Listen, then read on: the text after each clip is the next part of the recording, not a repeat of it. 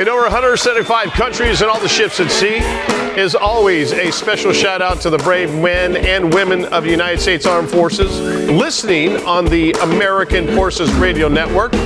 They are listening right now to that wonderful trio on stage, Day Trader Trio. Best in the business. That's understood. Back here at the bar, it is Costa, it is Maribert Godwin, and it is Sully as we roll on. Nationwide, coast to coast, we're in 85 million TV homes every weeknight. Of course, we replay that over the weekend. We're also, thanks to BizTV, thanks to American Life Network, getting picked up by Fox Business here and there, and of course, Bloomberg. And of course, American Forces Television Radio Services, otherwise known as AFARTS, which is why they changed the name to AFN. Makes more sense, of course. It really was referred to AFARTS all the time. Great to see it today. Yep. So, I got a. Do you remember? I think I'm saying this right. It's the Ethiopian letter scam. The prince. Where you get there's. Yeah. I'm a prince from a foreign country. Yeah. And my parents have been assassinated. I've got a fortune to send over. I need some help. I heard that you're a trusted guy. Jackpot. And please contact me. You contact me. I say, okay, I need the wire fees to get this out. Right. And I'll split my deal. So you send me over $5,000, and I'll send you, $47 million. That's the oldest scam in the book. Then there's the Spanish Prisoner. Another scam is called. There's actually a movie called The Spanish Prisoner. Yes, there is. Which is basically, hi mom, I'm stuck in Costa Rica. Yep. I need you to send me $5,000. I got that on Facebook.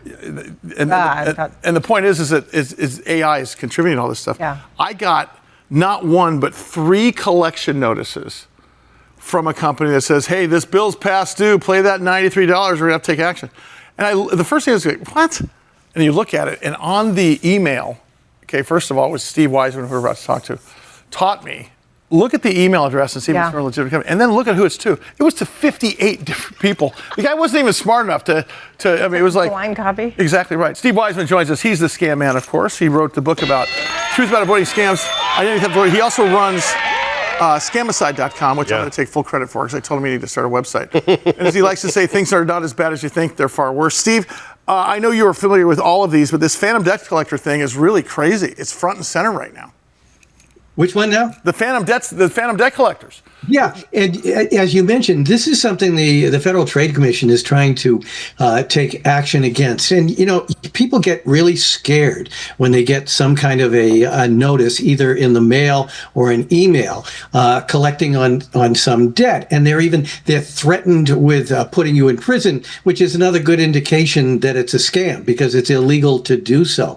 But people are losing a lot of money to this. And, it's because we generally don't know our rights. Whenever you get some kind of a claim for an overdue debt, what you immediately should do, and what the real legitimate debt collectors have to do, is send you a validation notice. And this is in writing, mail, not email, setting out what the facts of the debt are, what your rights are to dispute it. Because a lot of these things are not even from legitimate debts. They may also be debts that are past the statute of limitations. So, again, the motto, trust me, you can't trust anyone. If you ever do get a notice and you think it may be legitimate, you ask for the validation notice, which you will never get. So if indeed, even if you do get one, you contact the real creditor so you can make sure that you're not going to take advantage of. Hey, Steve, let's talk a little bit about this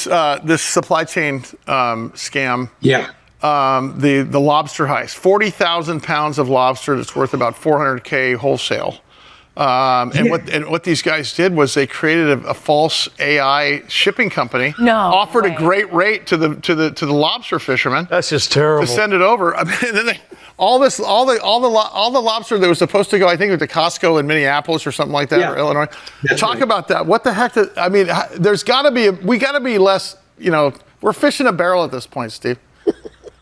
Or lobster in the can. Yeah, lobster, exactly. Well done. But yeah, this thing, when I first saw this story, I thought it sounded like a Netflix heist movie, and it really is.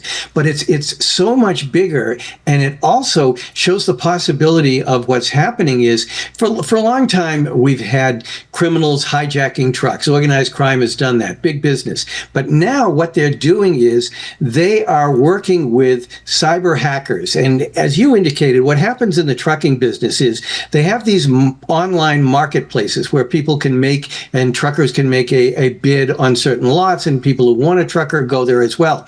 So they went on, the hackers went on, they hacked into legitimate truckers and then used their emails and their companies to make a bid to get this lobster. So they give a great price, they go in there, they take the lobster, and boom. The thing is, it's easy to break up and sell. There's no, numbering or marketing on it, so they're going to make a lot of money. Well, what's interesting is there was a crab theft, the same guys as a couple weeks earlier. Yeah, I mean, why? Exactly. Like again, what could they have done? What's the takeaway for? I'm not suggesting it's going to happen to a consumer, but certainly, I guarantee you've seen porch pirates.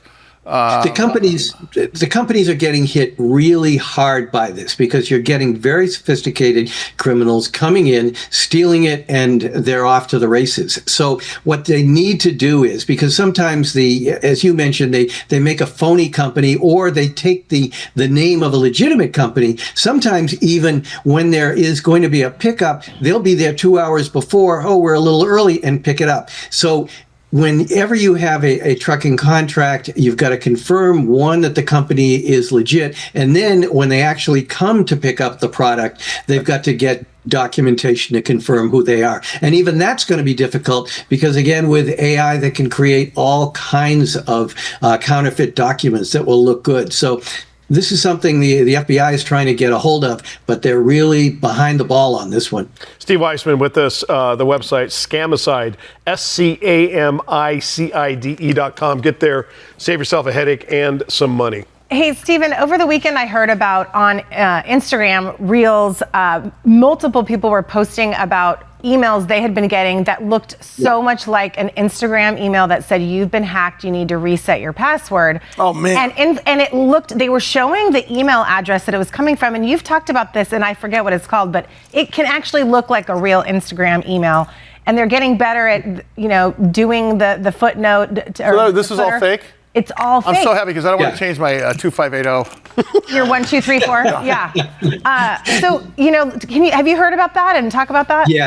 Yeah, this is a big one that's affecting literally millions of people. And there was, Instagram is saying there was no data breach there, but often what happens is you get data breach at other companies that are involved with them, that are marketers or whomever. So you get the same people who are legitimate Instagram customers getting an email that looks like it's coming from Instagram, when in fact it's coming from one of their marketers who has the ability to make it look like it's coming from Instagram. So, Steve, what did you say before? You check to see if there's spelling errors, grammatical errors, then you check the email it's coming from. Are those kind of the top three to figure out if it's Yeah, those are the big ones. And you got to be really careful because, as we were saying, if you look at something like Instagram, it may not even be an I. It may be the letter L, or it may be a 1. And if you're looking at it quickly, you're just not going to pick these things up. I mean, some of them even use the Cyrillic alphabet, which is an alphabet used for Slavic languages. Yeah, you're telling me. Great. Thanks, Steve. Steve JJ Weisman, Scamicide.com. Save yourself some money. Save yourself that insane headache of being scammed. All right, we will not scam you. That is a promise. Lots more to come with the Big Biz Show wherever you are. Don't go anywhere. We're back right after this.